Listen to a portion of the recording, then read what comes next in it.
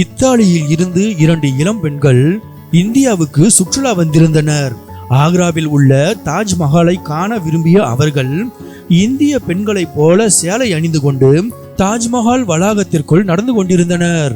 தாஜ்மஹாலை முதல் முறையாக நேரில் கண்டு வியந்த அந்த 2 இத்தாலிய பெண்களும் தாஜ்மஹாலின் அழகை ரசித்தபடியே நடந்து வந்து கொண்டிருக்கையில் திடீரென அவர்களது சேலை அவிழ்ந்து கொண்டது.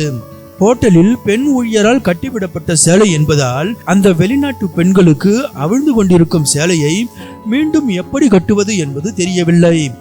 பலருக்கும் முன்னிலையில் ஒரு மோசமான தர்ம சங்கடமான சூழ்நிலையில் அவிழும் சேலையை கைகளால் பிடித்தபடி தவித்து கொண்டிருந்த அந்த பெண்களுக்கு உதவ ஏஞ்சல் போல விரைந்து வந்தார் இந்தியாவின் லக்ஷ்மி. தாஜ்மஹாலில் பாதுகாப்பு பணிக்காக நிறுத்தப்பட்டிருந்தவர் தான் பெண் காவலர் லக்ஷ்மி. விரைவாக அந்த வெளிநாட்டு பெண்களிடம் ஓடோடி வந்த லக்ஷ்மி அவர்களின் அவிழ்ந்த சேலையை அழகாக மீண்டும் கட்டிவிட்டு அவர்களின் மானம் காத்தார். தக்க சமயத்தில் வந்து உதவிய காவலர் லக்ஷ்மிக்கு நன்றி தெரிவித்துக் கொண்ட அந்த வெளிநாட்டு பெண்கள் லக்ஷ்மியிடம் இருந்து புடவை உடுத்தும் செயல்முறையையும் ஆர்வத்துடன் கேட்டு தெரிந்து கொண்டனர்.